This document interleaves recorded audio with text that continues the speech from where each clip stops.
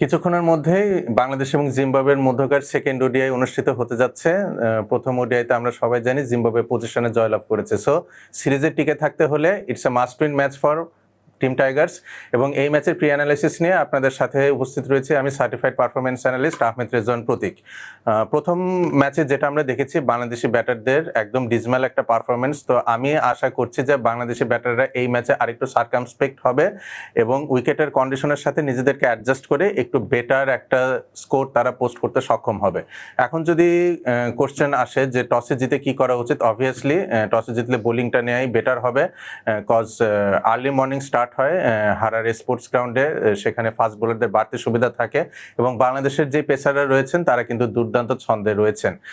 তো টসে জিতলে বাংলাদেশ অবশ্যই বোলিং নিতে চাইবে এবং টিম চেঞ্জেসের দিকে যদি আমরা আসি লাস্ট ম্যাচ থেকে বাংলাদেশের, আমি চাইবো বাংলাদেশ একটা অল আউট পেস অ্যাটাক নিয়ে আসলে এই ম্যাচটা অ্যাপ্রোচ করুক। দ্যাট মিনস শরীফুল ইসলামকে বাংলাদেশ ইনকর্পোরেট করতে পারে in place of Rishad Hossain, এবং মেহেদী হাসান মিরাজ এবং মোসাদ্দেক হোসেন সৈকত রয়েছেন স্পিন ডিপার্টমেন্টটাকে হ্যান্ডেল করার জন্য।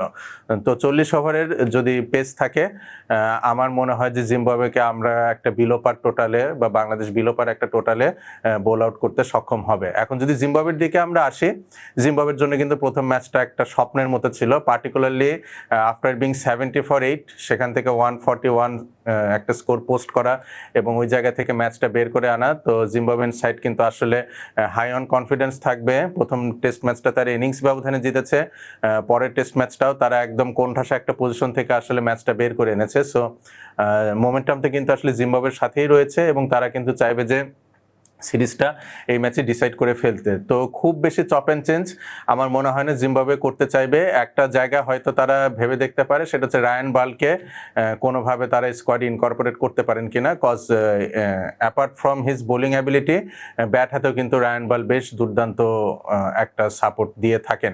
এখন যদি বাংলাদেশের ক্ষেত্রে আসি আমরা, যে বাংলাদেশের ক্ষেত্রে কি ফ্যাক্টর কারা হতে যাচ্ছেন, আমি কিন্তু সবসময় বলে আসছি যে নাজমুল হোসেন শান্ত বড় স্কোর সংগ্রহ যদি বাংলাদেশ করতে হয়, নাজমুল হোসেন শান্তকে কিন্তু আসলে সামনে থেকে নেতৃত্ব দিতে হবে। কজ আমরা টপ অফ দ্য অর্ডার যদি দেখি তানজিদ তামিম, সৌম্য সরকার, তারা দুজনে কিন্তু একটু মারকাটির ব্যাটিং করতে অভ্যস্ত। তো যেহেতু নতুন বলে মুভমেন্ট থাকবে, আমি এক্সপেক্ট করবো যে নাজমুল হোসেন শান্ত উইকেটে কিছুটা সময় দিবেন এবং এই ধরনের উইকেটে বলটা পুরনো হলে রান স্কোরিং কিন্তু ইজি হয়, যেহেতু এখানে স্পিন ধরে না বা উইকেটে ফাটল ধরে না, পুরনো বলে কিন্তু রান স্কোরিংটা ইজিয়ার হবে।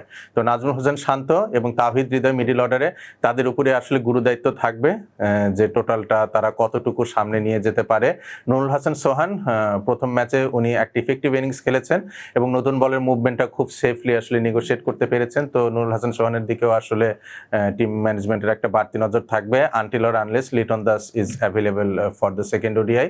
এখন যদি বোলিং অ্যাসপেক্টের দিকে তাকাই, বাংলাদেশের ফাস্ট বোলিং অ্যাটাকটা আমার কিন্তু খুব বেশি মনে হচ্ছে নাহিদ রানার উপর নির্ভরশীল। তো আমি ব্যক্তিগতভাবে চাইবো যে নাহিদ রানার পাশাপাশি তাসকিন আহমেদ এবং মোস্তাফিজুর রহমান তারাও একটা দুর্ধর্ষ বোলিং পারফরমেন্স নিয়ে হাজির হোক এবং শরীফুল ইসলামকে যদি সুযোগ দেওয়া হয়, আমার মনে হয় 4 জন ফাস্ট বোলার মিলে জিম্বাবুয়ে যেটা ফার্স্ট ওডিআইতে করতে সক্ষম হয়েছে, বিলো 150 বাংলাদেশকে বোল আউট করেছে, আমরা যেন জিম্বাবুয়ের ক্ষেত্রে একই কাজটা করতে পারি। এবং প্রথম ম্যাচে যে ভুলটা ছিল যে টেইলটা খুব দ্রুত এক্সপোজ হয়ে যাওয়ার পরও ইনিংসটাকে আমরা গুটিয়ে নিতে পারিনি, সেইটা হয়তো বাংলাদেশ সেকেন্ড ওডিআইতে খুব ভালো মতো করতে পারবে। জিম্বাবুয়ের দিকে যদি আমরা তাকাই, তাদের কিন্তু বেশ কিছু কোয়ালিটি ব্যাটার রয়েছে, particularly top of the order Ben Curran এবং ব্রায়ান বেনেট, তারা দুজনে কিন্তু দুর্দান্ত ছন্দে রয়েছেন।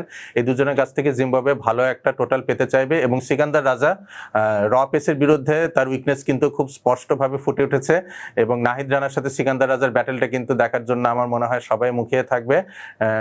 এর পাশাপাশি ওয়েসলি মাদেভেরি, উনিও কিন্তু আসলে বাংলাদেশে যেই রিসেন্টলি টিমের সিরিজটা ছিল জিম্বাবুয়ে এবং বাংলাদেশ এইচপির, সেখানে উনি ভালো পারফরমেন্স করেছেন। সো সেই জায়গায় ওয়েসলি মাদেভেরির কাছ থেকে কিন্তু আমরা ভালো একটা পারফরমেন্স দেখার জন্য মুখিয়ে থাকবো এবং জিম্বাবুয়ের ফাস্ট বোলিং অ্যাটাকটা কিন্তু দুর্দান্ত করছে।